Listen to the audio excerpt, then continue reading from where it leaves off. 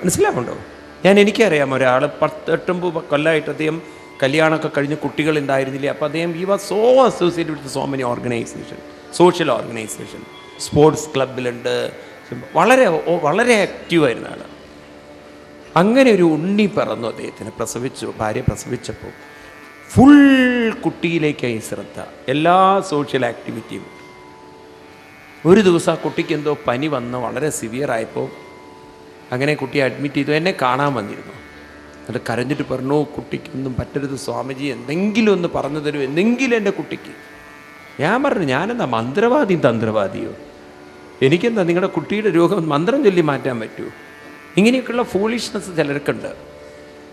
ഒരു സ്വാമി മന്ത്രം ചൊല്ലിക്കഴിഞ്ഞാൽ രോഗം മാറുന്നുണ്ടെങ്കിൽ പിന്നെ ഡോക്ടർമാരുടെ അടുത്ത് പോകേണ്ട കാര്യമല്ലോ. ഞാൻ തന്നെ മരുന്ന് കഴിച്ചുകൊണ്ടിരിക്കുക എൻ്റെ തൊണ്ടയ്ക്ക് വേണ്ടിയിട്ട്.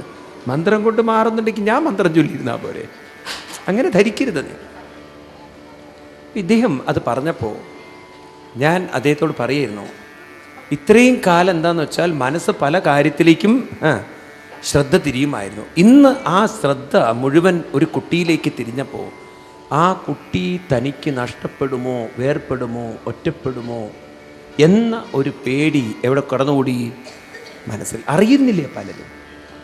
അപ്പം അതുകൊണ്ട് ഒരു ബന്ധവും നമുക്ക് സുദൃഢമായൊരു ശക്തി തരാൻ പര്യാപ്തമല്ല, ആണോ? അപ്പോൾ പിന്നെ എവിടെയാണ് നമുക്ക് വേർപ്പെടുത്താൻ പറ്റാത്തൊരു ബന്ധം, ശക്തി നമുക്ക് കിട്ടുക? ഇവിടെയാണ് നമ്മൾ ജീവിതത്തെ സൂക്ഷ്മമായി പഠിക്കേണ്ടത്. ഇപ്പോൾ നമ്മുടെ ഒരു അറിവെന്താണെന്ന് വെച്ചാൽ, ശരീരം നഷ്ടപ്പെട്ടാൽ ജീവിതം നഷ്ടപ്പെട്ടു. അതുപോലെ തന്നെ നമ്മുടെ മനസ്സിനെ ആരെങ്കിലും പരിഹസിച്ചാൽ നമ്മൾ മാനസികമായി തളർന്നു. അപ്പം മനസ്സ് ദുർബലമാണ്, ശരീരം ദുർബലമാണ് എന്ന ചിന്തകളൊക്കെ ഇപ്പോൾ നമ്മുടെ എവിടെയുണ്ട്? മനസ്സിലുണ്ട്. ഉണ്ടോ ഇല്ലയോ? അതുകൊണ്ട് ഒരു അസുഖം വന്നാൽ ഡോക്ടർ പറയുകയാണ് നിങ്ങൾക്ക് ഈ അസുഖമാണ് എന്ന് പറഞ്ഞാൽ, അത് പലപ്പോഴും പറയാൻ തന്നെ ഡോക്ടർമാർക്ക് പേടിയാണ്. കാരണം അത് പറയുമ്പോഴേക്കും ചിലപ്പോൾ അത് കേൾക്കാനുള്ള ശക്തി പോലും പല രോഗികൾക്കും ഉണ്ടാവില്ല. അതുകൊണ്ടാണ് ഭാര്യയെ കൊണ്ടുവരുമോ, മകനെ കൊണ്ടുവരുമോ, മകളെ കൊണ്ടുവരുമോ എന്നൊക്കെ പറയണത്. ചിലരോട് ഒരു സഡൻ ന്യൂസൊക്കെ പറഞ്ഞു കഴിഞ്ഞാലല്ലോ അപ്സെറ്റായി പോകും. ചിലർക്ക് പിന്നെ എണീക്കാൻ പറ്റില്ല. പണ്ടൊരു കാരണവർക്ക് ലോട്ടറി എടുക്കുന്ന അസുഖം ഉണ്ടായിരുന്നു. അസുഖം എന്ന് പറയാൻ പറ്റില്ല, ഓരോരുത്തർക്കും ഓരോ തരത്തിലുള്ള ഹാബിറ്റ്സ്. ഇദ്ദേഹത്തിന് ലോട്ടറി എടുക്കുന്നതായിരുന്നു ഇദ്ദേഹത്തിൻ്റെ ഒരു രസം. അങ്ങനെ ഒരു 80 വയസ്സ് വരെ ലോട്ടറി എടുത്തു. കാരണവർക്ക് അടിക്കുന്നത് 10 രൂപയും. 80ാമത്തെ വയസ്സിൽ ഹാർട്ട് അറ്റാക്ക് വന്നു. അതും കൊളസ്ട്രോൾ, BP, ഷുഗർ, ഒരു ഭയങ്കര അടിയിരുന്നത്. തളർന്നുപോയി പാവം. ഇനി പൊങ്ങില്ല. ആ സമയത്തടിച്ച ക്രിസ്തുമസ് ബമ്പർ അടിക്കുകയും ചെയ്തു. നോക്കണേ ഓരോരുത്തരുടെ സമയം. പക്ഷെ ഈ വിവരം എങ്ങനെ കാരണവരോട് പറയും? ഡോക്ടർ പറഞ്ഞു റിസ്ക് എടുക്കണ്ട, ഇതും കൂടി പറഞ്ഞു കഴിഞ്ഞാൽ അല്ലെങ്കിലേ പപ്പടം പോലെ ഇടും എന്ന് പറഞ്ഞാൽ പൊട്ടാൻ നിൽക്കും. ഇനി അതും കൂടി കേൾക്കേണ്ട താമസം. അപ്പോൾ എല്ലാവരും കൂടെ പറഞ്ഞു, അച്ഛൻ ഇത്രയും കാലം ലോട്ടറി എടുത്തിട്ടൊരു മോഹമല്ലേ, എന്തായാലും പാവം അച്ഛനെ ഒന്ന് അറിയിക്കണ്ടേ, മരിക്കുന്നതിന് മുമ്പ് ഡോക്ടറെ അറിയിക്കണ്ടേ. ഡോക്ടർ പറഞ്ഞു നിങ്ങൾക്ക് അത്ര നിർബന്ധമാണെങ്കിൽ ഞാൻ പറഞ്ഞോളാം. ഡോക്ടർ പേഷ്യൻറ്റിൻ്റെ അടുത്തിരുന്നു, തലയൊക്കെ തലോടി ചോദിച്ചു. അങ്ങനെ ശേഖരൻകുട്ടി നായർക്ക് അങ്ങനെ ലോട്ടറി എടുക്കുന്ന സ്വഭാവം ഉണ്ടല്ലേ? ആ, തലയാട്ടി. ലോട്ടറിയൊക്കെ അടിക്കാറുണ്ടോ? ഓ. എത്ര അടിക്കാറുണ്ട്? ഓ എന്ന് പറഞ്ഞാൽ ഓ. പാവം വയ്യ അദ്ദേഹത്തിന്. 10 രൂപ, 10ഉം വലുതൊക്കെ അടിക്കാറുണ്ട്. അപ്പോൾ ചോദിച്ചു, അല്ലെങ്കിൽ ഇപ്പം അങ്ങയ്ക്ക് എന്താ ഈ ലോട്ടറി അടിച്ചാൽ എന്താ ഈ കാര്യമൊക്കെ ഉള്ളത്? ലോട്ടറി അടിച്ചാൽ കാര്യമില്ല. അല്ല, ലോട്ടറി അടിച്ചാൽ കാര്യമുണ്ട്. ഇപ്പോൾ 1 ലക്ഷം രൂപയൊക്കെ കിട്ടിയാൽ എന്താ അപ്പം അങ്ങയ്ക്ക്? 1 ലക്ഷം രൂപയോ? 1 ലക്ഷം രൂപ കിട്ടിയാൽ പേരക്കുട്ടികൾക്ക് വല്ല സൈക്കിളൊക്കെ മേടിച്ചു കൊടുത്തൂടെ? അവർക്കൊക്കെ ഓരോ സൈക്കിള്. കാരണം 6-7 പേരക്കുട്ടികളൊക്കെ ഉണ്ടേ. അപ്പോൾ ചോദിച്ചു 2 ലക്ഷം ആണെങ്കിലോ? പാവം 2 ലക്ഷം രൂപയൊക്കെ കിട്ടിയാൽ പേരക്കുട്ടി 2 എണ്ണം ഉണ്ട്, കോളേജിൽ പഠിക്കുന്നു, അവർക്കൊക്കെ ഓരോ ബൈക്കൊക്കെ മേടിച്ചിട്ടുണ്ട്. ഇന്നത്തെ കുട്ടികൾക്ക് അതൊക്കെ ആവശ്യമല്ലേ? ഒരു 5 ലക്ഷം കിട്ടിയാലോ? 5 ലക്ഷം കിട്ടിയാൽ നിങ്ങളുടെ ബില്ല് തരണ്ടേ? അതുകൊണ്ട് ഇത്രയൊക്കെ ഉണ്ടാവുന്ന അദ്ദേഹത്തിനും അറിയാം. അങ്ങനെ പറഞ്ഞ് പോയി. അല്ല, ഒരു 20 ലക്ഷമാണ് കിട്ടിയതെങ്കിലോ, 20 ലക്ഷം കിട്ടിയതെങ്കിൽ 10 ലക്ഷം ഡോക്ടർക്ക് തരാമെന്ന്. അത് പറയേണ്ട താമസം, ഒരു വീഴ്ച. എല്ലാവരും ഓടി വന്ന് നോക്കുമ്പം ഡോക്ടർ ബോധം കെട്ട് വീണ് കിടക്കുകയാണ്. അത് താങ്ങാനുള്ള കരുത്ത് ഡോക്ടർക്ക് ഉണ്ടായില്ല. പറയാ 10 ലക്ഷം വെറുതെ കിട്ടുന്നതാണേ. അത് ചിന്തിച്ചു പോയി. ഇതാണ് നമ്മുടെ മാനസികാവസ്ഥ. അപ്പോൾ നമ്മളെ വേർപ്പെടുത്താൻ പല ശക്തികൾക്കും സാധിക്കും. ഈ ശക്തികളിൽ നിന്നൊക്കെ മനസ്സിനെ തളർത്താതിരിക്കണമെങ്കിൽ എവിടെയാണ് ഈ ബന്ധം നമ്മൾ ഉറപ്പിക്കേണ്ടത്? അതിന് ഭാഗവതം പറയുന്നത് ഒറ്റ മാർഗമേ ഉള്ളൂ. എന്താണ് ആ മാർഗം? ഉപാസന പരിശീലിക്കൂ എന്നാണ്. എന്താണ് ഉപാസന? നമ്മുടെ കുട്ടികൾക്കൊക്കെ ഈ ഉപാസനാ സംസ്കാരം ഇല്ലാതെ പോയതാണ്, ധ്യാന സംസ്കാരം ഇല്ലാതെ പോയതാണ് പേടി അവരുടെ ഉള്ളിലേക്ക് കടന്നു വരാൻ കാരണം. ശ്രദ്ധിക്കണേ, ഭാഗവതത്തിൽ 2-ാമത്തെ സ്കന്ധത്തിൽ എന്താ പറയുക, 11-ാം സ്കന്ധത്തിൽ 2-ാമത്തെ അധ്യായത്തിൽ 47-ാമത്തെ ശ്ലോകം, 37-ാമത്തെ ശ്ലോകത്തിൽ തുടങ്ങുന്നത് അല്ലേ? മന്യേ അകുതശ്ചിൽ ഭയം. 34. മന്യേ അകുതശ്ചിൽ ഭയം അച്യുതസ്യ പാദാംബുജോപാസനമത്ര നിത്യം ഉദ്വിഗ്ന ബുദ്ധേരസദാത്മഭാവാൽ വിശ്വാത്മനായത്ര നിവർത്തതേഭി. ഭട്ടതിരിപ്പാട് ഇതേ ശ്ലോകത്തെ അതേപോലെ എടുത്തു പറയുകയാണ്. ശ്രീകൃഷ്ണതുൽപദോപാസനമഭയതമം ബദ്ധമിത്യാർത്ഥദൃഷ്ടേ മർത്യസ്യാർത്ഥ്യസ്യ മന്യേ വ്യവസരതി ഭയം യേന സർവാത്മനൈവ യൽ താവൽ ത്വൽപ്രണീതാനിഹ ഭജനവിധിൻ ആസ്തിതോ മോഹമാർഗൈ ധാവന്നപ്യാവൃതാക്ഷസ്കലദിനഗുഹജിൽ ദേവദേവാഖിലാത്മൻ. ശ്രീകൃഷ്ണതുൽപദോപാസനം അഭയതമം. അഭയതമം ഭയം ഇല്ലാതെയാക്കാൻ കൂട്ടിച്ചേർക്കൂ മനസ്സിനെ. വേർപിരിക്കാൻ, ശ്രദ്ധിക്കണേ, വേർപിരിക്കാൻ, വേർപ്പെടുത്താൻ, ഒറ്റപ്പെടുത്താൻ, ദുർബലമാക്കാൻ പല ശക്തികൾക്കും സാധിക്കും, പലതിനും സാധിക്കും. പക്ഷേ ആ ശക്തികളൊക്കെ നമ്മളെ ഒറ്റപ്പെടുത്തുന്നതിന് മുമ്പ് നാം എന്ത് ചെയ്തോളണം? കൂട്ടിച്ചേർത്ത് കൊള്ളണം. എവിടെ മനസ്സ് ശക്തമായ ഒന്നിനെയോട് കൂട്ടിച്ചേർക്കുന്നു അവിടെ നമുക്ക് എന്തുണ്ടാവില്ല? ഭയം. ശ്രദ്ധിക്കൂ, നിങ്ങൾ വീട്ടിൽ ഒറ്റയ്ക്കിരിക്കുമ്പോഴാണ് പേടി, കൂടെ ആരെങ്കിലും ഉണ്ടെങ്കിൽ ഒരു ധൈര്യമാണ്. അപ്പം നമ്മുടെ മനസ്സ് മറ്റൊരു ആൾ കൂടെയുണ്ട് എന്ന ചിന്തയോട് കൂടിച്ചേർന്നിരിക്കുന്നു. അപ്പം മനസ്സ് ഏതൊന്നിൽ കൂടിച്ചേരുന്നുവോ, ശക്തമായ ഒന്നിൽ കൂടിച്ചേരുന്നുവോ, അപ്പം മനസ്സിന് ഒരു ധൈര്യമുണ്ടാവും. മനസ്സ് കൂടിച്ചേരുന്നില്ല എങ്കിൽ, അതിനെ വേർപിരിക്കാൻ സാധിക്കുന്നുവെങ്കിൽ, അപ്പോഴാണ് മനസ്സിനൊരു പിടുത്തവും കിട്ടാതെ വരുമ്പോഴാണ് മനസ്സ് ഭയത്തിലേക്ക് വീഴുന്നത്. അപ്പം ശ്രദ്ധിക്കൂ നിങ്ങളെ, വേർപ്പെടുത്തുക എന്നുള്ളത് പ്രകൃതിയുടെ സ്വഭാവമാണെങ്കിൽ കൂട്ടിച്ചേർക്കുക എന്നത് നമ്മുടെ വിവേകത്തിൽ കൊണ്ടു നടക്കണം, അല്ലെങ്കിൽ വിവേകത്തിൻ്റെ സ്വഭാവമായിരിക്കണം. അത് നമ്മൾ ചെയ്യുന്നില്ല പലരും. നമ്മുടെ കുട്ടികൾക്കൊന്നും നിങ്ങളങ്ങനെ പരിശീലിപ്പിക്കുന്നില്ല.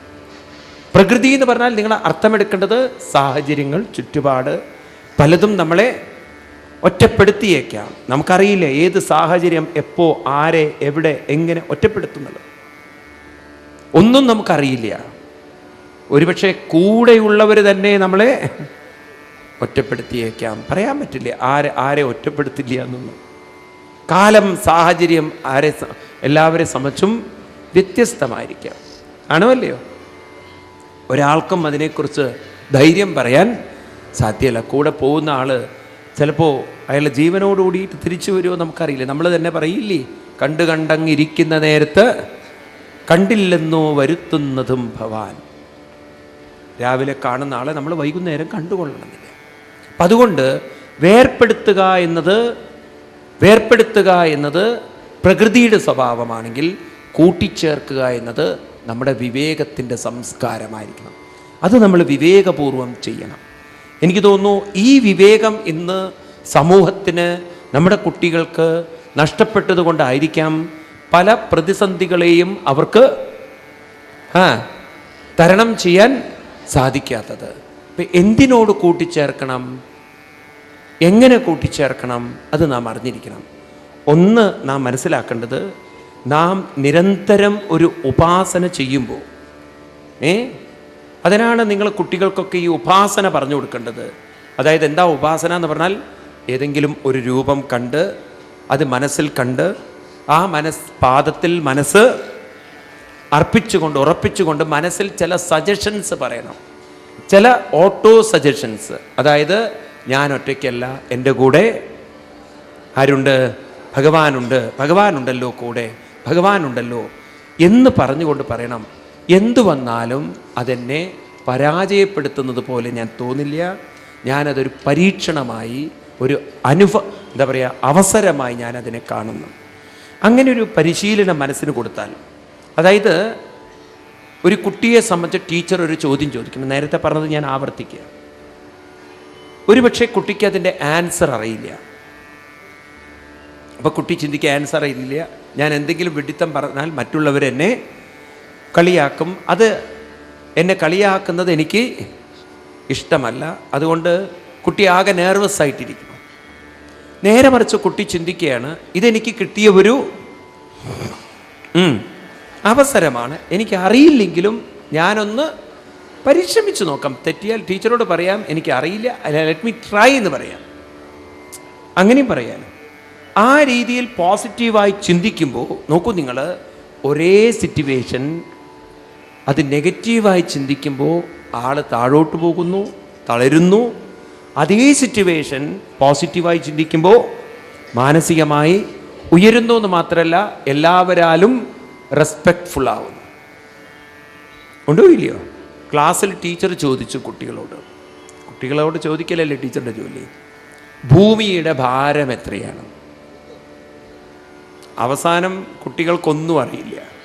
ടീച്ചർ പറഞ്ഞു, നാളെ എല്ലാവരും ഇമ്പോസിഷൻ എഴുതിക്കൊണ്ടുവരണം.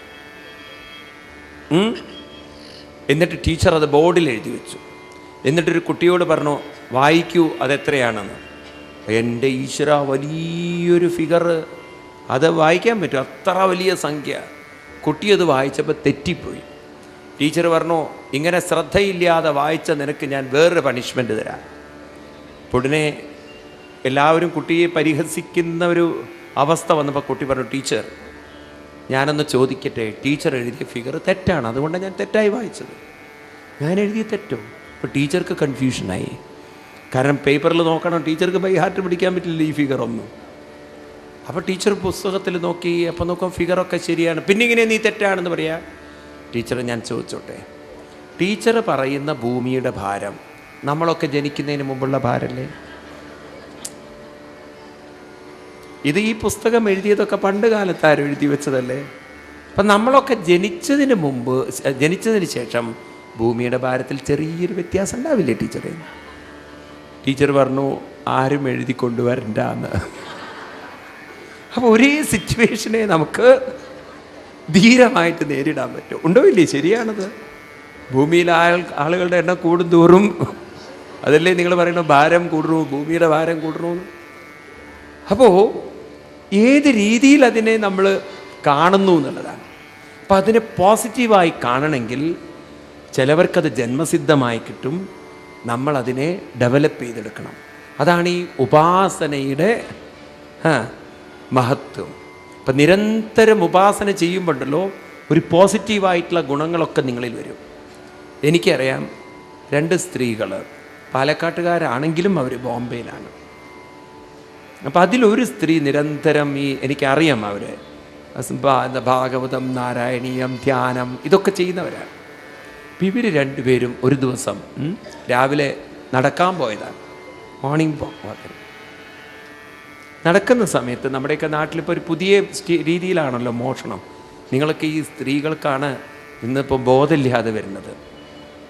എപ്പോഴും ഉണ്ടല്ലോ, നിങ്ങളൊക്കെ ഇത്തിരി ബോധമുള്ളവരാവണം. എവിടെ തിക്കും തിരക്കും, എവിടെ നിങ്ങളുടെ അറ്റൻഷൻ മറ്റൊന്നിലേക്ക് പോകുന്നുണ്ടോ അവിടെയാണ് ഈ മാല പൊട്ടിക്കലും പ്രശ്നങ്ങളൊക്കെ ഉള്ളത്. അപ്പം അതുകൊണ്ട് നോക്കൂ, നിങ്ങൾ ഈ ഭക്ഷണം കഴിക്കാൻ നേരത്തെ പ്ലേറ്റ് എടുക്കുന്ന സ്ഥലത്ത് ആളുകളുടെ ശ്രദ്ധ മുഴുവൻ പ്ലേറ്റ് എടുക്കുക. അതവർക്കറിയാം, ശ്രദ്ധയില്ല. അങ്ങനെ എവിടെയൊക്കെ നമ്മളെ ശ്രദ്ധ ഡൈവേർട്ട് ചെയ്യപ്പെടുന്നുണ്ടോ അവിടെയൊക്കെ അത്തരം ആളുകൾ വളരെ അലേർട്ടായിട്ട് നോക്കും. കാരണം അവർക്ക് നിങ്ങളെ മാലയല്ല ചിലരുടെ തല തന്നെ എടുത്തുകൊണ്ട് പോയാലും അറിയില്ല. അവർ അത്ര ബോധമില്ലാത്ത ആൾക്കാരുണ്ട്. തല പോയതിന് ശേഷം ചോദിക്കും, എനിക്കൊരു തല ഉണ്ടായിരുന്നല്ലോ, എവിടെ പോയി എൻ്റെ തല പോലും പോയാൽ പോലും അറിയില്ല, അത്ര ബോധമില്ലാത്ത ആൾ. അപ്പം ഇവർ രണ്ടുപേരും രാവിലെ നടക്കാനിറങ്ങുമ്പോൾ ഒരുത്തൻ വന്നു ബൈക്കിൽ, രണ്ടുപേര്. എന്നിട്ട് പറഞ്ഞു, മേഡം മേഡം ഹംകോ ഉദർ ജാനാ ചായേ, കൈസേ ജാനാ. അപ്പം ഇവർ ഒരു സ്ത്രീ വിസ്തരിച്ച് പറഞ്ഞു കൊടുത്തു, ഏ റോഡ് മേ ജാവോ, ഓ റോഡ് മേ ജാവോ, ഐസാ ജാവോ, ഈസാ ജാവോ എന്നൊക്കെ പറഞ്ഞപ്പോൾ അതിൻ്റെ ഇടയിൽ അവരുടെ ശ്രദ്ധ തിരിഞ്ഞു എന്നവൻ കണ്ടതും അവർ കുറച്ച് കാശ് താഴേക്കിട്ടു, 10ഉം 20ഉം. ഏ മേഡം ആപ്കാ ഹേ എന്ന് ചോദിച്ചു. ആർത്തിയോടുകൂടിയൊരു നോട്ടം. കിത്തന റുപ്യ ഗയാന്ന്. അപ്പം അവനിങ്ങനെ എടുക്കാൻ വേണ്ടി നോക്കുമ്പോൾ മറ്റവനുണ്ടല്ലോ അതിൻ്റെ ഇടയിൽ പൊട്ടിച്ചതും രണ്ടുപേരും ചാടണോ, ബൈക്കിൻ്റെ ബൈക്ക് എടുക്കണോ പോകണോ. അപ്പം അതിലാ ധ്യാനമൊക്കെ ചെയ്യുന്ന സ്ത്രീ ഉണ്ടല്ലോ, അവരെന്ത് വെച്ചാൽ മറ്റേ സ്ത്രീയുടെ വായ അങ്ങോട്ട് പൊത്തി അവർ കരയാൻ തുടങ്ങി, ആർക്കാൻ തുടങ്ങി. കാരണം സ്വർണ്ണമാണ്. ഇവരെന്ത് ചെയ്ത് ഉറക്കെ അങ്ങോട്ട് ഹാ ഹാ ഹാ എന്ന് പറഞ്ഞ ചിരി, ഭയങ്കര ചിരി ഉള്ള ശബ്ദത്തിൽ. ഈ ചിരി കേട്ടതും അവർ തിരിഞ്ഞു നോക്കി. അപ്പം നോക്കുമ്പോൾ ചിരിക്കണു, ഇവർ പരിഹസിച്ച് ചിരിക്കുന്ന പോലെ. അപ്പം അവർക്ക് മനസ്സിലായി പറ്റിപ്പോയി. അവർ നേരെ ബൈക്ക് തിരിച്ചു കൊണ്ടുവന്ന് ആ മാല കയ്യിലെടുത്ത് ആ സ്ത്രീയുടെ മുഖത്തെ ഒരൊറ്റയേറ് വൃത്തി കെട്ടത് വല്ല വിലയുള്ളത് ഇട്ടൂടെ എന്നുള്ളത്. ആ ഒരൊറ്റ ചിരി കൊണ്ട് ആ സ്വർണത്തെ സ്വർണമല്ലാതെയാക്കി. ഇത് പറഞ്ഞ് നിങ്ങൾ പരീക്ഷിക്കാൻ പോണ്ട. എന്നാ ഒന്ന് നോക്കാം സ്വാമി, ഒന്ന് ആരോടെങ്കിലും ഒന്ന് പൊട്ടിക്കാൻ പറയാം, എന്നിട്ട് ചിരിച്ചു നോക്കുക. ആ ഓൺ ദ സ്പോട്ടിൽ അത് തെളിയണം. സാധാരണ രീതിയിൽ ദുർബലമാവും, ഇത് മനസ്സ് ദുർബലമാവുകയല്ല ചെയ്തത് എങ്കിൽ ഒരു പോസിറ്റീവായിട്ട് അതിനെ കാണുമ്പോണ്ടല്ലോ അതൊരു വേറെ രീതിയിൽ നമുക്ക് മാനേജ് ചെയ്യാൻ പറ്റുന്നു. നോക്കൂ നിങ്ങൾ, ഒരു പാവം മുത്തശ്ശിയമ്മയുടെ വീട്ടിൽ കള്ളൻ കയറി. അവർ മാത്രമേ ഉള്ളൂ വീട്ടിൽ. രാവിലെ പുലർച്ചയ്ക്ക് കള്ളം കയറി, വലിയ വീടും. അപ്പോൾ ഈ മുത്തശ്ശിയമ്മ ശബ്ദം കേട്ടിട്ട് ചോദിക്കുകയാണ്, മാധവ, ഗോപാല, കേശവ, രാമ, ആരാ വന്നിരിക്കണത്? ഇത് കേട്ടതും കള്ളം വിചാരിച്ചു ഈ പാർട്ടികളൊക്കെ വീട്ടിൽ താമസിക്കുന്ന അംഗങ്ങളാണെന്ന്. അതിൻ്റെ ഇടയ്ക്ക് തട്ടിമ്പുറത്തുനിന്നൊരു ശബ്ദവും കേട്ടു. ഒരു കള്ളൻ ഇതൊക്കെ കൂടി കേട്ട് കെട്ടിമറഞ്ഞ് വീണു കോണിയുടെ മുകളിൽ നിന്ന്. അപ്പോൾ ഉടനെ അമ്മ പറയാണ്, കേശവ പിടിക്കൂ എന്ന്. അവർ ജീവനും കൊണ്ട് രക്ഷപ്പെട്ടു. അപ്പോൾ ആ സമയത്ത് കേശവ, മാധവ, ഗോപാല എന്നൊക്കെ പറയണമെങ്കിലുണ്ടല്ലോ അതിനൊരു ബുദ്ധി വേണ്ടേ? അപ്പോൾ മനസ്സ് വേർപ്പെടാൻ അനുവദിക്കരുത്, അതിനെ ഒറ്റപ്പെടുത്താൻ അനുവദിക്കരുത്. അതിനെന്ത് വേണം?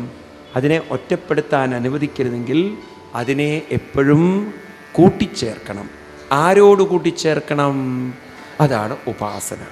അപ്പം നിരന്തര ഉപാസന ചെയ്യും തോറും മനസ്സ് ക്രമേണ ആരോട് കൂടിച്ചേരും?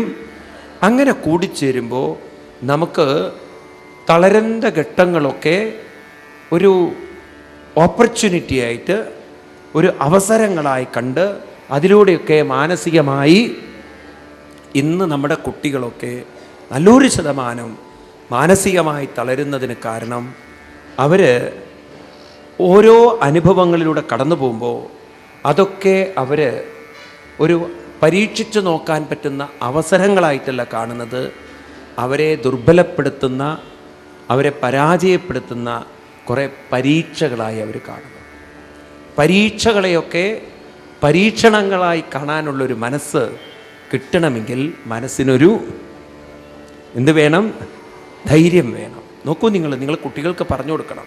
പരീക്ഷാ ഹാളിലേക്ക് പോകുമ്പോൾ തന്നെ ഒരു പേടിയിലാണ് അവർ പോണത്. പഠിച്ചതൊക്കെ വരുമോ, പരീക്ഷയ്ക്ക് എഴുതാൻ പറ്റുമോ? ഇത് ചിന്തിക്കുമ്പോൾ തന്നെ മനസ്സ് മുഴുവൻ അസ്വസ്ഥമായ മനസ്സിനൊരിക്കലും വേണ്ട കാര്യങ്ങളെ വേണ്ട രീതിയിൽ നമുക്ക് ഓർമ്മിപ്പിച്ചു തരാനുള്ള കഴിവുണ്ടാവില്ല. വാസ്തവത്തിൽ അവരെ തോൽപ്പിക്കുന്നത് പരീക്ഷയുടെ ക്വസ്റ്റ്യൻസോ ഒന്നുമല്ല, അവരുടെ അസ്വസ്ഥമായിരിക്കുന്ന മനസ്സാണ്. നേരെ മറിച്ചുണ്ടല്ലോ, മനസ്സ് സ്വസ്ഥമാണെങ്കിൽ, സ്വസ്ഥമായൊരു മനസ്സോടുകൂടിയിട്ടാണ് പരീക്ഷയ്ക്ക് പോകുന്നതെങ്കിൽ, ഈവൺ ഉത്തരം അറിയില്ലെങ്കിലും എന്തെങ്കിലുമൊക്കെ ഒരു കണക്ഷൻ. പശുവിനെ കുറിച്ചാണ് ചോദിച്ചത്, അറിയില്ല, പക്ഷേ പശുവിനെ കിട്ടുന്നത് തെങ്ങിലാണ്. തെങ്ങിൽ ധാരാളം തേങ്ങ കായ്ക്കാറുണ്ട്, ഇളനീര് വെട്ടാറുണ്ട്, ഓല വെട്ടാറുണ്ട്. അങ്ങനെ തെങ്ങിലെ ഓല പശു കഴിക്കാറുണ്ട്. അറ്റ്ലീസ്റ്റ് അരമാർക്കെങ്കിലും പശുവിനെക്കുറിച്ച് അറിയില്ലെങ്കിലും പശുവിനെ ആരുമായി കണക്ട് ചെയ്യാം? തെങ്ങുമായിട്ട് കണക്ട് ചെയ്യാലോ, കയറുണ്ടല്ലോ. അപ്പം അങ്ങനെയൊക്കെ രക്ഷപ്പെടാൻ എന്തെങ്കിലും ഒരു മാർഗം നമുക്ക് വഴി കാണിച്ചു തരും. നേരെ മറിച്ച് അറിയില്ലെങ്കിൽ അതൊക്കെ വിഡ്ഢിത്തങ്ങൾ എഴുതി വെച്ചു. മനസ്സിലാവുണ്ടല്ലോ. ഇന്നത്തെ കുട്ടികളുടെ പരീക്ഷ എഴുതുന്നതൊക്കെ കേട്ട് കഴിഞ്ഞാൽ ഭയങ്കര രസമാണ്. ഞാൻ ആദ്യത്തെ ദിവസം നിങ്ങളോട് പറഞ്ഞു, നിങ്ങൾക്ക് ഓർമ്മണ്ടോ അറിയില്ല, സിന്ധു നദീതട സംസ്കാരം. സിന്ധു എന്ന് പറയുന്ന ഒരു പെൺകുട്ടി പണ്ട് നദീതടത്തിൽ പോയി കുളിക്കാറുണ്ട് അത്രേ. അങ്ങനെ അവിടെ കുളിക്കുന്ന സംസ്കാരം മാറ്റി വീട്ടിൽ ബാത്റൂം പണിതപ്പോൾ പിന്നെ ബാത്റൂമിൽ കുളിക്കുന്ന സംസ്കാരം വന്നു. അതിനുശേഷം അറിയപ്പെടുന്ന ഒരു സംസ്കാരമാണത്രേ സിന്ധു നദീതട. എന്തെങ്കിലും ഒരു ബന്ധമുണ്ടോ? ഇതുപോലെ കുട്ടികൾക്ക് ആ ഒരു മനോബലം, മനോധൈര്യം കൊടുക്കേണ്ടതില്ലേ? വേണോ വേണ്ടയോ? എനിക്ക് തോന്നുന്നു ഇന്നത്തെ വിദ്യാഭ്യാസത്തിൽ ഈ ഭയത്തെ മാനേജ് ചെയ്യാനുള്ള ഒരു ക്ലാസ് കൂടെ കൊടുക്കാൻ സാധിച്ചാൽ ഒരുപക്ഷെ നല്ല കുട്ടികളെ കുറേ വാർത്തെടുക്കാൻ സാധിക്കും. അല്ലെങ്കിൽ ഓരോ എക്സാമിനേഷൻ കഴിയുമ്പോൾ ഓരോ ആത്മഹത്യ വീണ്ടും വീണ്ടും വർദ്ധിപ്പിച്ചു കൊണ്ടുവരാം.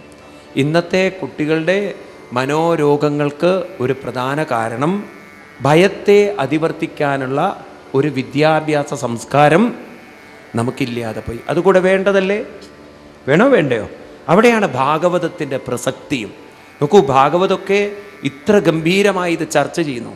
അപ്പോൾ അവിടെ പറയുന്നത് ഒരു ദൈവത്തോട് പ്രാർത്ഥിക്കൂ, ഭയം പോവുന്നല്ല.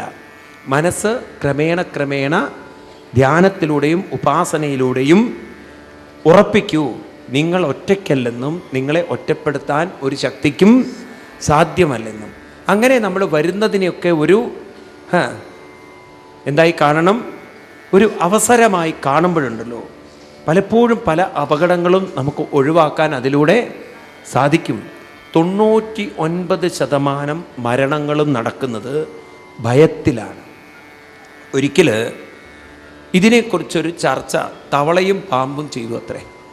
പാലക്കാട് മുനിസിപ്പൽ ഗ്രൗണ്ടിൽ ഒരു തവളയും പാമ്പും ഉണ്ടായിരുന്നു. അപ്പം തവളയും പാമ്പും ഭാഗവതം പറഞ്ഞുകൊണ്ടിരിക്കുന്നു സപ്താഹത്തിന് ശേഷം. അപ്പം തവള പറഞ്ഞു, എടോ പൊട്ടൻ പാമ്പേ, നിനക്കൊരു വിചാരമുണ്ട്, നിനക്ക് വിഷമുള്ളതുകൊണ്ട് നീ ശക്തനാണ്. എന്നാൽ ഞാനിതാ മണപ്പുള്ളിക്കാവിൽ അമ്മയെ പിടിച്ച് സത്യം ചെയ്യുന്നു. ഓ, തവളയ്ക്ക് അത്ര ശക്തി. നിന്റെ വിഷത്തിന് ശക്തിയില്ല, എൻ്റെ വിഷത്തിന് ശക്തിയുണ്ട്. പാമ്പ് പറഞ്ഞു, ഞാനൊരു ഊതലൂതിയ നീ പൊടിയാവും. എൻ്റെ വിഷത്തിനോ? മണപ്പുള്ളിക്കാവിൽ അമ്മ എന്തിനു പിടിച്ച് സത്യം ചെയ്യണം? സത്യം ചെയ്യാം, ബെറ്റ് വെച്ചോളൂ. 1000 രൂപയ്ക്ക് ബെറ്റ് വെച്ചു തവളയും പാമ്പും. നോക്കാം ആർക്കാ ശക്തി. അങ്ങനെ രണ്ടുപേരും തയ്യാറായി. ഒരാൾ നടന്നു വരുന്നു. തവള പറഞ്ഞു പാമ്പിനോട്, താനൊന്ന് കടിച്ചാൽ മതി, മാറി നിന്നോളൂ, ബാക്കി ഞാൻ ചെയ്തോളാം. നോക്കാലോ തൻ്റെ വിഷത്തിന് എത്ര ശക്തിയുണ്ട്. അയാളുടെ കാലിൽ പാമ്പ് കടിച്ചു, പാമ്പ് മാറി നിന്നു. തവള അപ്പുറത്തേക്ക് ഒരു ചാട്ടവും ചാടി. ആ മനുഷ്യൻ കാണുന്നത് തവള. അയാളുടെ കാലിൽ ഒരു മുറിവുണ്ട്. അതൊക്കെ നല്ലവണ്ണം വൃത്തിയാക്കി കഴുകി ആ രക്തമൊക്കെ കളഞ്ഞ് വീട്ടിൽ പോയിട്ട് നല്ല തൈരും കൂട്ടി ശാപ്പാടും കഴിച്ച്, തൈര് സാധവും പുളി സാധവും എന്തൊക്കെ സാമ്പാർ സാധവും എല്ലാ സാധവും അടിച്ച് കയറ്റി ആൾ സുഖമായിട്ട് കിടന്നു. പിറ്റേന്നതാ വരുന്നു മഹാൻ. തവള കാണിച്ചു കൊടുത്തു, നിന്റെ വിഷം കയറിയ വ്യക്തിയാണ് നടന്നു വരുന്നത്. പാമ്പിന് വിശ്വസിക്കാൻ പറ്റിയില്ല. എൻ്റെ മണപ്പുള്ളിക്കാവിലമ്മ എന്ത് പറ്റി എനിക്ക്? ഇനി മുതൽ വിഷമില്ലേ? കലികാലത്തിൽ നേരെ വിപരീതാണോ? തവളകൾക്കാണോ വിഷം? തവള പറഞ്ഞു, ഇനി എൻ്റെ ശക്തി ഞാൻ കാണിച്ചു തരാം. അയാളങ്ങനെ നടന്നു വരുന്നു. തവള പറഞ്ഞു, ഞാൻ കടിക്കും, നീ ചാടിയാ മതിയെന്ന്. അവളൊരു കടി കൊടുത്തു, പാമ്പ് അപ്പുറത്തേക്ക് ചാടി, ദാ മനുഷ്യൻ കിടക്കണു, ആള് തീരും ചെയ്തു. അപ്പം തവള പറഞ്ഞു, കാശെടുക്ക്, 1000 രൂപ എടുക്ക്, ഇതാണ് സത്യം. സത്യത്തിൽ തവളമല്ല പ്രശ്നം, പാമ്പുമല്ല പ്രശ്നം, പ്രശ്നമുണ്ടാക്കുന്നത് മുഴുവൻ മനസ്സാണ്. പലരും ഉണ്ടല്ലോ തളർന്നു പോകുന്നത് ദുർബലമായൊരു മനസ്സാണ്. ഈ മനസ്സിനെ നമുക്ക് മാറ്റിയെടുക്കണമെങ്കിൽ നിരന്തരമായൊരു ഉപാസന. അപ്പോൾ എന്താണ് ഉപാസന? അതിന് 3 ലെവലുകളുണ്ട്. ഇതിനെ പറയും പ്രാകൃത ഭക്തി, മധ്യമ ഭക്തി, ഉത്തമ ഭക്തി. ഇതൊക്കെയാണ് പ്രാകൃത ഭക്തി, മധ്യമ ഭക്തി, ഉത്തമ ഭക്തി. അപ്പം ഈ 3ഉം നമ്മൾ കൊണ്ടു നടക്കണം. പ്രാകൃത ഭക്തി എന്ന് പറഞ്ഞാൽ ഭാഗവതത്തിൽ പറയും, അർച്ചായാമേവ ഹരയേ പൂജാം യശ്രദ്ധയേ ഹദേ നദൽ ഭക്തേഷു ചാന്യേഷു സഭക്ത പ്രാകൃത സ്മൃതാം. ഞാൻ പറയുന്നത് ഭാഗവതത്തിൽ 11-ാം സ്കന്ധത്തിൽ 2-ാം അധ്യായത്തിൽ 45, 46, 47 ശ്ലോകങ്ങളെയാണ്. അർച്ചായാമേവ ഹരയേ പൂജാം യശ്രദ്ധയേ ഹദേ. അപ്പോൾ ഒരു ക്ഷേത്രത്തിലോ വീട്ടിലെ പൂജാമുറിയിലോ അല്ലെങ്കിൽ ഏതെങ്കിലും ഒരു വിഗ്രഹത്തെ നമ്മുടെ സൗകര്യാർത്ഥം മുറിയിൽ എവിടെയെങ്കിലും വെച്ച് ആ ഒരു വിഗ്രഹത്തെ മനസ്സിൽ ഭാവന ചെയ്ത് ആ വിഗ്രഹത്തിൻ്റെ പാദത്തിൽ മനസ്സുറപ്പിക്കുന്ന സ്റ്റേജാണ് പ്രാകൃത ഭക്തിയുടെ പടി.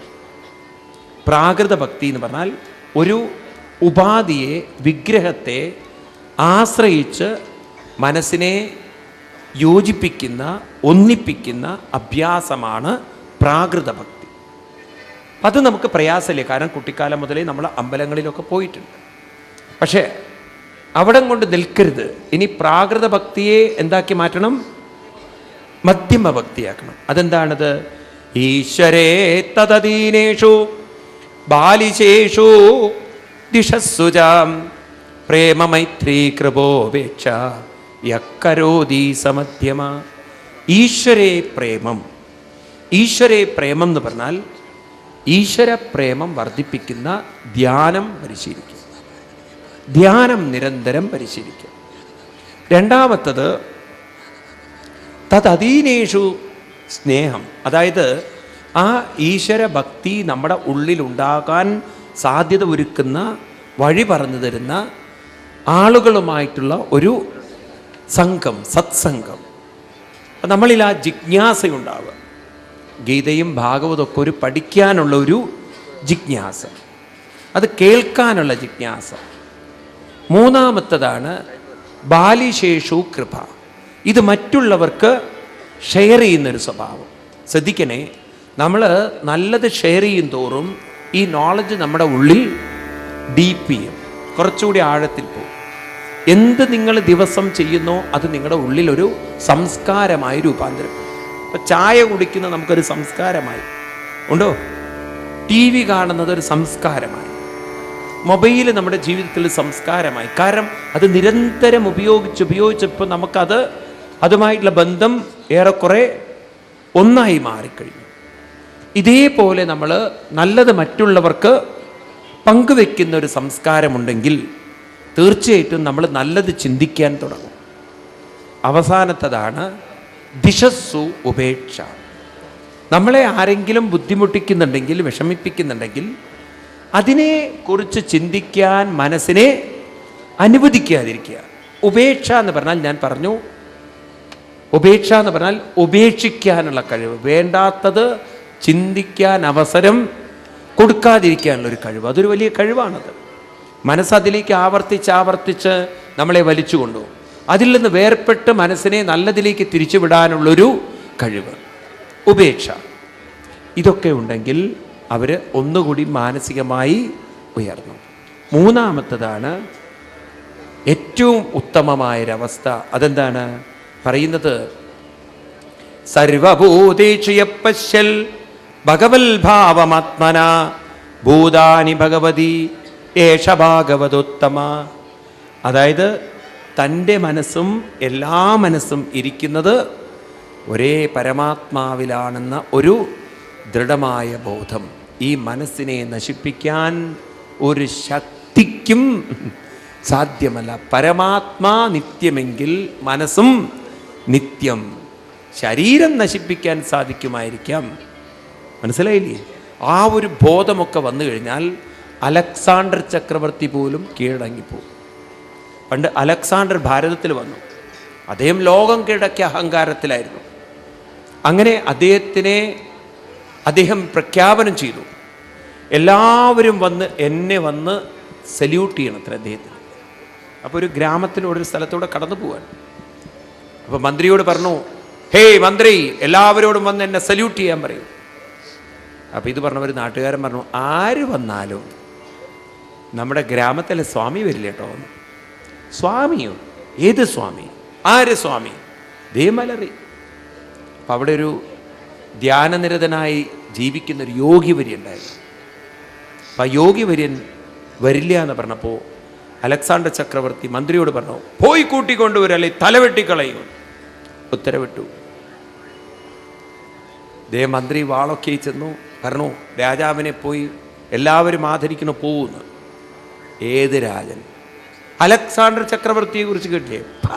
ഇത് അലക്സാണ്ടർ, ഒരു വിലയില്ല അദ്ദേഹത്തിന്. തല വെട്ടാനാ പറഞ്ഞത്. വെട്ടിക്കൂ. എന്നെ വെട്ടാൻ പറ്റില്ല, തല വെട്ടാൻ പറ്റും, എന്നെ തൊടാൻ പറ്റില്ല. നിങ്ങളാരാണ്? അതറിയാത്ത വിഡ്ഢിയോട് ഞാൻ പറഞ്ഞിട്ട് എന്താ കാര്യം? മന്ത്രി ആകെ ഇല്ലാതെ ഇപ്പോൾ ഈ വിഡ്ഢി എന്നൊക്കെ വിളിക്കുന്നത് ആദ്യമായിട്ട് അവൻ്റെ മുഖത്ത് നോക്കി. ഇതേ രാജാവിനോട് ചെന്ന് പറഞ്ഞു, അത് അരവട്ട് കേസാണ്, വെറുതെ നമ്മൾ മെനക്കെടണ്ടാന്ന്. അത് കേട്ടപ്പോൾ നാട്ടുകാർ പറഞ്ഞു, വട്ടോ, ഈ നാട്ടിലെ ഏറ്റവും വലിയ മഹാനും പണ്ഡിതനും യോഗിയുമാണത്. എങ്കിൽ അവനെ നമസ്കരിപ്പിച്ചിട്ട് കാര്യം. രാജാവ് തന്നെ പോയി. രാജാവ് ഈ യോഗിയുടെ അടുത്ത് ചെന്നിട്ട് പറഞ്ഞു, ഞാൻ ആരാന്നറിയോ? പറഞ്ഞു, നീ ഒരു മനുഷ്യ പുഴു. അങ്ങനെയാ കൊടുക്കുക, മനുഷ്യ പുഴു. എന്നെ പുഴുതോ? ഞാൻ ആരാധ കരുതിയത്? ലോകം കീഴടക്കിയ ചക്രവർത്തി. ലോകം കീഴടക്കണോ? മരണം നിന്നെ കീഴ്പ്പെടുത്തുന്നു, രോഗം നിന്നെ കീഴ്പ്പെടുത്തുന്നു. അത് നീ അറിയുന്നുണ്ടോ? ഇത് കേൾക്കുമ്പോൾ അലക്സാണ്ടർ ഒന്ന് ഞെട്ടിപ്പോയി എന്നാണ്. കാരണം അലക്സാണ്ടർക്കൊരു രോഗമുണ്ട്. അത് അലക്സാണ്ടർക്കും അദ്ദേഹത്തിൻ്റെ മന്ത്രിക്കും മാത്രമേ അറിയുള്ളൂ. ഇത് ഇദ്ദേഹത്തിന് പിടികിട്ടിയോ? അപ്പോൾ ഇദ്ദേഹം പറഞ്ഞു, ഞാൻ ലോകം കീഴടക്കിയ ചക്രവർത്തി, എല്ലാവരും എന്നെ വന്ന് നമസ്കരിക്കണം. നീ ഏത് ലോകം കീഴടക്കി? ആർക്ക് ലോകം കീഴടക്കാൻ പറ്റുമോ? രോഗം മരണവും നിന്നെ കീഴ്പ്പെടുത്തുന്നവന് ലോകം കീഴടക്കാൻ പറ്റേ? നീ തിരിച്ച് നിൻ്റെ നാട്ടിലെത്തുണ്ടാവില്ല. ഇത് കേട്ടതും ഇദ്ദേഹത്തിന് ഭയങ്കരമായി ഒരു റെസ്പെക്റ്റ് വന്നു. കാരണം ഇത്രയൊക്കെ വിളിച്ചു പറയാൻ പറ്റുന്ന മഹാനോ. പറഞ്ഞു, നിങ്ങളെ ഞാൻ പിടിച്ചു കൊണ്ടുപോകുന്നു. എന്നെ കൊണ്ടുപോകാൻ പറ്റില്ല, എൻ്റെ ശരീരത്തെ കൊണ്ടുപോകാൻ പറ്റുന്നു. അങ്ങനെ പറഞ്ഞപ്പോൾ അങ്ങനെ കൃഷ്ണനും രുക്മിണിയും എത്തിക്കഴിഞ്ഞു. അങ്ങനെ പറഞ്ഞതും അതാ നമ്മുടെ അലക്സാണ്ടർ ചക്രവർത്തി ഇദ്ദേഹത്തിനോട് ചോദിച്ചു, എന്താ അങ്ങ് പറയുന്നത്? അപ്പോഴാണ് പറയുന്നത്, എൻ്റെ ശരീരത്തെ കൊണ്ടുപോകാൻ പറ്റും, മനസ്സിനെ കൊണ്ടുപോകാൻ സാധ്യമല്ല. ഈ ഒരു പരമസത്യം നമ്മൾ ക്രമേണ മനസ്സിലാക്കിക്കൊണ്ട് നമ്മുടെ ജീവിതത്തെ നമുക്ക് ധന്യമാക്കാൻ സാധിക്കണം. അപ്പോൾ നമുക്ക് ഭാരതത്തിൻ്റെ ഒരു സംസ്കാരം തന്നെ നമ്മളെ പഠിപ്പിക്കുന്നത് എങ്ങനെ ഭയത്തിൽ നിന്നും മുക്തരാവാന്നാണ്. ആ ഒരു അനുഭൂതിയിലേക്കാണ് ഭാഗവതം നമ്മെ നയിക്കുന്നത്. അപ്പോൾ ഒരു ചോദ്യം വരികയാണ്, അപ്പം നമ്മളിതൊക്കെ വിചാരിച്ചാലും പെട്ടെന്ന് ഇതിലേക്കൊക്കെ ഉയരാൻ പറ്റുമോ? പെട്ടെന്ന് ഭയമില്ലാത്തൊരു ജീവിതമൊക്കെ കിട്ടുമോ? പറഞ്ഞു, പെട്ടെന്ന് നമുക്ക് അങ്ങനെ ഒരു ജീവിതം കിട്ടാൻ നമ്മുടെ മനസ്സിൽ ഒരു ദുർബല ശക്തി നമ്മളെ അനുവദിക്കില്ല. ആരാണ് ആ ദുർബല ശക്തി? അപ്പോൾ പറയാണ്, അതിൻ്റെ പേരാണ് മായ എന്നുള്ളത്. അപ്പോൾ ചോദിച്ചു, മായ എന്ന് പറയുന്നത് എന്താണ്? അതൊന്ന് വിസ്തരിച്ച് പറഞ്ഞു തരൂ എന്ന് പറഞ്ഞു. നാളെ രാവിലെ വരൂ, പറഞ്ഞു തരാം. അപ്പം നാളെ നമ്മൾ രാവിലെ മായയെ കാണും. അതിനുശേഷം നമ്മൾ പിന്നീട് 11-ാം സ്കന്ധത്തിലെ ഉഗ്രമായ ഗംഭീരമായ ഒരു ഉപദേശമാണ് ശ്രീകൃഷ്ണ ഭഗവാനും ഉദ്ധവരും തമ്മിൽ നടത്തുന്ന ഉപദേശം. അത് കണ്ട് 12 മണിയോടുകൂടി നമ്മൾ നിർത്തും. അപ്പം നമ്മുടെ കൃഷ്ണനും രുക്മിണിയും ഇവിടെ വന്നിട്ടുണ്ട്.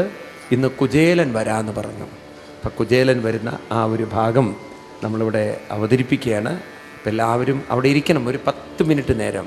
അപ്പം നിങ്ങൾക്കൊക്കെ കാണാൻ സാധിക്കും കുചേലനും കൃഷ്ണനും തമ്മിലുള്ള ആ ഒരു സംവാദം കഥകളിയെ ആസ്പദമാക്കി അതിവിടെ അവതരിപ്പിക്കുകയാണ്. കഥകളിയിലെ വളരെ പ്രസിദ്ധമായ വരികളാണ് അജിതാഹരേ എന്നുള്ള വരികൾ. അതിവിടെ പാടിക്കൊണ്ട് നമ്മുടെ കുചേലൻ ഇവിടെ വരും. നിങ്ങൾക്കെല്ലാവർക്കും കുചേലനെ കാണാം. അങ്ങനെ കൃഷ്ണൻ കുചേലനിൽ നിന്നും അവിലെടുക്കുന്ന ആ ഒരു രംഗം ഇവിടെ അവതരിപ്പിക്കുന്നു. നിങ്ങളെല്ലാവരും ആരും എണീക്കരുത്, ഈ വഴി ബ്ലോക്ക് ചെയ്യരുത്. കാരണം കുചേലന് വരാനുള്ള വഴിയാണ്. ഇരുന്നിടത്ത് തന്നെ ഇരിക്കണം. ഇനി എണീക്കണം എന്ന് തോന്നിയാലും അടുത്ത ആളെ മുറുകെ പിടിച്ചിട്ട് അവിടെ ഇരിക്കുക. മനസ്സിലായില്ലേ? വഴി ബ്ലോക്ക് ചെയ്യരുത് പറയാണ്. ഓക്കെ, എല്ലാവരും ആസ്വദിക്കൂ. ഒരു 10 മിനിറ്റ് കൂടി നേരം. നാളെ ഉച്ചയോടുകൂടിയിട്ട് നമ്മുടെ യജ്ഞം കഴിയും. അപ്പം നാളെ നേരത്തെ എത്തിച്ചേരുക. 6 മണിക്ക് നമ്മൾ പതിവ് പോലെ ധ്യാനം ആരംഭിക്കും. നാളെ അതെല്ലാം കഴിഞ്ഞ് നമ്മൾ ഉച്ചയോടുകൂടിയിട്ട് ഇത് ഉപസംഹരിപ്പിക്കും. ഞാൻ നിങ്ങൾക്ക് ഒരിക്കൽ കൂടി ഒരു പ്രോമിസ് ചെയ്യാണ്. 2014 നമ്മളിവിടെ ഡേറ്റ് കൊടുത്തിരിക്കുന്നു. ഏപ്രിൽ മാസം 5-ാം തീയതി ഇവിടെ വരാമെന്നുള്ളത്. നിങ്ങൾ ഏപ്രിൽ 5-ന് ഞാനിവിടെ വരണമെങ്കിൽ നിങ്ങളൊരു 10 പേരെ കൂട്ടിക്കൊണ്ട് വരണം എല്ലാവരും. അപ്പം നമുക്ക് ഓൾ പാലക്കാടിനെ മാറ്റിമറിക്കണം. ഒരു ഭാഗവത പാലക്കാടാക്കി മാറ്റണം ഈ പാലക്കാടിനെ. കാരണം പാലക്കാട് എന്ന് പറയുന്നത് അത്ര അധികം മഹാന്മാർ ജനിച്ച ഭൂമിയാണ്. അപ്പം എത്രയോ മഹാന്മാരുടെ ജന്മം കൊണ്ട് സുഹൃതമായ ഭൂമിയാണ് ഏത്? പാലക്കാട്. ഈ പാലക്കാടിൻ്റെ ഒരു മഹത്വം എത്ര പറഞ്ഞാലും മതിയാവില്ല. സ്വാമി ചിന്മയാനന്ദജി ലോകം മുഴുവൻ ഗീത കൊണ്ട് കീഴടക്കിയാണെങ്കിൽ ആ സ്വാമി ചിന്മയാനന്ദജിയെ രൂപപ്പെടുത്തിയ ഗുരു പാലക്കാട്ടുകാരനാണ്, അത് മറക്കരുത്. അതേപോലെ സംഗീത ലോകത്തെ മുഴുവൻ കീഴടക്കിയ എത്രയോ മഹാന്മാർ, ചെമ്പൈ തുടങ്ങിയിട്ടുള്ള എണ്ണിയാലൊടുങ്ങാത്ത എന്താ പറയുക, മഞ്ഞപ്ര രാമനാഥൻജി തുടങ്ങിയിട്ട് അനവധി ആളുകൾ കഥകളി രംഗത്തായാലും ശരി, സംഗീത രംഗത്തായാലും ശരി, പല രംഗത്തും ഉഗ്രന്മാരാണ് പലരും. അതുകൊണ്ട് ഈ ഭാഗവതം നമുക്കിവിടെ എല്ലാ വീടുകളിലും ഒരു ഭാഗവതം എത്തിക്കുന്ന ഒരു ദിവസം വരണം. പാലക്കാട് എന്ന് പറഞ്ഞു കഴിഞ്ഞാൽ ഭാഗവതം സ്റ്റേറ്റ് അല്ലേ എന്ന് അല്ലെങ്കിൽ ജില്ലയല്ലേ എന്ന് ആളുകൾ പറയാൻ സാധിക്കണം. അതിന് കൂട്ടായൊരു പരിശ്രമം നമ്മളെല്ലാവരും ഉണ്ടെങ്കിൽ, എനിക്ക് നിങ്ങളോട് പറയാനുള്ളത്, നമ്മളൊരു മതത്തെക്കുറിച്ചല്ല പറയുന്നത്, ആണോ? നമുക്ക് പറയാനുള്ളത് എങ്ങനെ നമ്മുടെ മനസ്സിനെ ഉയർത്താം. അല്ല, എല്ലാ മനസ്സും ഉയരട്ടെ, ഏത് മതത്തിലാവട്ടെ, ഏത് ജാതിയിലാവട്ടെ, അങ്ങനെ എല്ലാവരും ഉയരുന്നൊരു സംസ്കാരം നമുക്കുണ്ടാവാൻ ഭഗവാൻ അനുഗ്രഹിക്കട്ടെ എന്ന പ്രാർത്ഥനയോടുകൂടിയിട്ട് നമുക്ക് കുചേലനെ വരവേൽക്കാം. ആരും വഴി ബ്ലോക്ക് ചെയ്യരുത്. എല്ലാവരും അത് ശ്രദ്ധയോടുകൂടി കേട്ടിരിക്കുക. സർവത്ര ഗോവിന്ദ നാമ സങ്കീർത്തനം.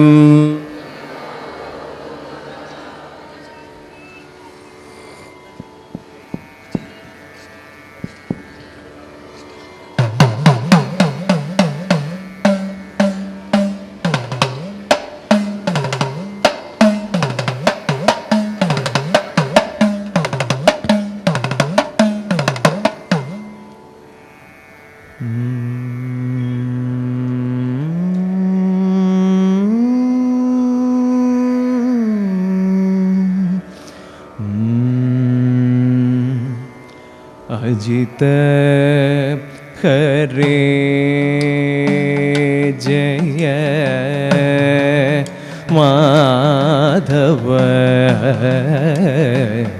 विष्णु अजित हरे जय माधव विष्णु अजित हरे जय माधव विष्णु अजमुख देव नाथ माधव വിഷ്ണു അജിത ഹരേ ജയ മാധവ വിഷ്ണു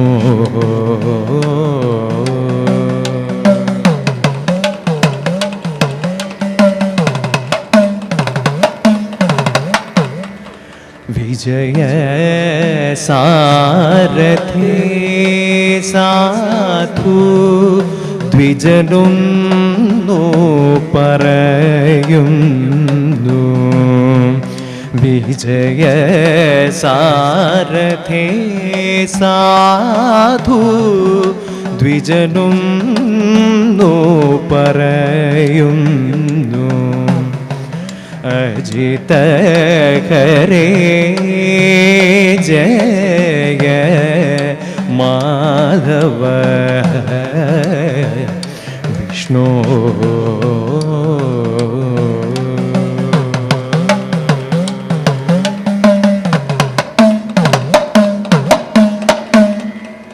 പല ദിനമായി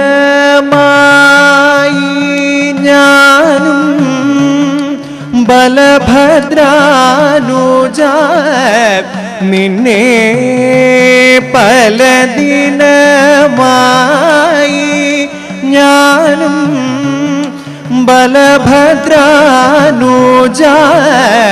നിന്നെ നലമോടു കാൺമതീനു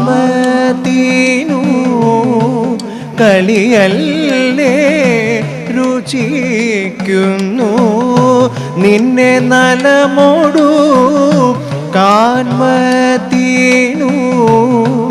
കളിയല്ലേ രുചിക്കുന്നു കാല വിഷമം കൊണ്ടു കാമം സാധിച്ചതില്ലേ നീല നീരദവർണ്ണ മൃദുല കമല രുചിര നയന നൃകരേ അജിത ഹരേ ജയ മാധവ വിഷ്ണു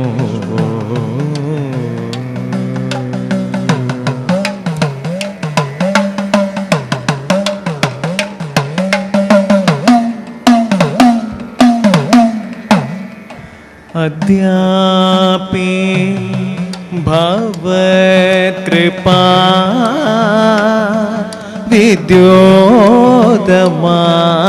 വിദ്യോതമാനമാകും പാദ്യാതി ഏൽപതിനു ഭാഗ്യം ഉണ്ടാകനൂനം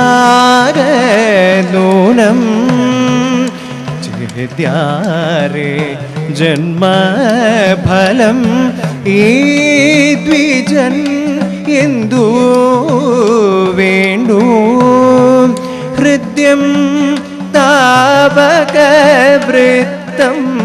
കരുണവരണ മരുണ സഹജ കേതനാ അജിത ഹരേ ജയ മാധവ വിഷ്ണു അജമുഖ ദേവ നാഥ മാധവ വിഷ്ണു അജിത ഹരേ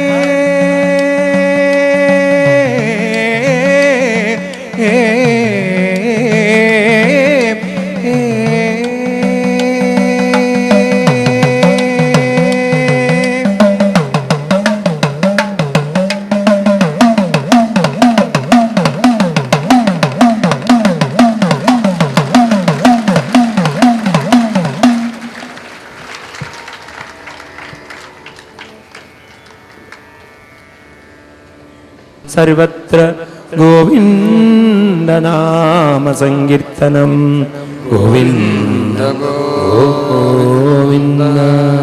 എല്ലാവർക്കും ആയുരാരോഗ്യ സൗഖ്യം നേർന്നുകൊണ്ട് കോടിക്കോടി പ്രണാമം. നാളെ വീണ്ടും രാവിലെ 6 മണിക്ക് നമുക്ക് കാണാം. ഹരി ഓം.